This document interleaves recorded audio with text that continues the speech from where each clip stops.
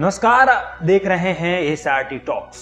मध्य प्रदेश विधानसभा चुनाव के लिए मतदान संपन्न हो गए हैं और अब सभी को बेसब्री से मतगणना का इंतजार है।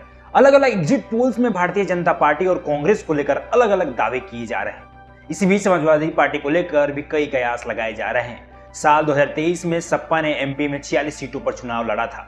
इस बार भी समाजवादी पार्टी ने किस्मत आजमाई है। चुनाव के दिनों में राष्ट्रीय अध्यक्ष अखिलेश यादव ने एमपी का दौरा किया और आदिवासी के घर खाना भी खाया। इतना ही नहीं, सपा के नेता ने राज्यों की भारतीय जनता पार्टी सरकार पर निशाना साधा और कहा कि मध्य प्रदेश में महिला सुरक्षा को लेकर सरकार संजीदा नहीं है। हालांकि इस चुनाव में सपा और कांग्रेस के बीच जमकर तू मैं हुई। कांग्रेस की एमपी इकाई के अध्यक्ष कमलनाथ ने तो यहां तक कह दिया कि अरे यार छोड़ो अखिलेश को। आंकड़े के जरिए बात करें तो साल 2018 के विधानसभा चुनाव में 52 सीटों पर चुनाव लड़ने वाली समाजवादी पार्टी सिर्फ एक सीट पर जीत हासिल कर पाई थी और 45 सीटों पर जमानत जब्त हो गई थी। पार्टी को कुल मतदान में 4,96,025 वोट मिले थे, यानी कुल मतदान का सिर्फ 1.30% हिस्सा ही पार्टी को हिस्से में आया था। और पार्टी को साल 2018 के चुनाव में नोटों से भी कम वोट मिले थे। 5 सीटों का सपा नंबर 2 पर आई थी। साल 2023 के विधानसभा चुनाव में आए एग्जिट पोल्स में समाजवादी पार्टी के लिए एक चिंता वाली बात है। एबीपी की सी वोटर, न्यूज 24, चाणक्य, आज तक, एक्सिस, रिपब्लिक, मैट्रिक और टाइम्स नाउ के सर्वे में सपा को 0 सीटें दी गई है। मध्य प्रदेश में दैनिक भास्कर ने बीजेपी को 95 से लेकर 115 सीटों और कांग्रेस को 105 से 120 सीटों मिलने का अनुमान बताया है, जबकि इंडिया टुडे, एक्सिस माई इंडिया ने बीजेपी को 140 में से 162 सीटें और कांग्रेस को 68 से 90 सीट मिलने का अनुमान जताया है।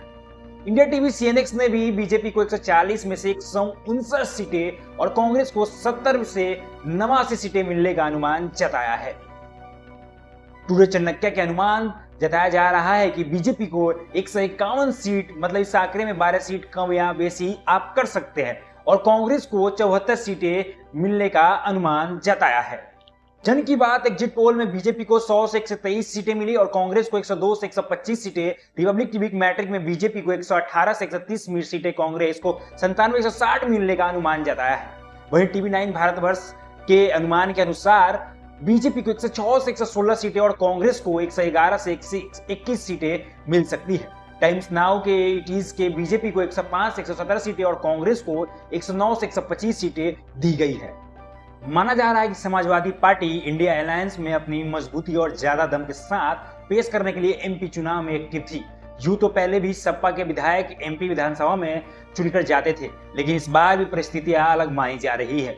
लेकिन एग्जिट पोल्स के मौजूदा आंकड़े से सपा के लिए स्थिति अच्छी नहीं दिख रही है। अगर यह आंकड़े परिणाम में तब्दील हुए तो यूपी में कांग्रेस को सबक सिखाने के लिए कोशिश पूरी नहीं हो पाएगी।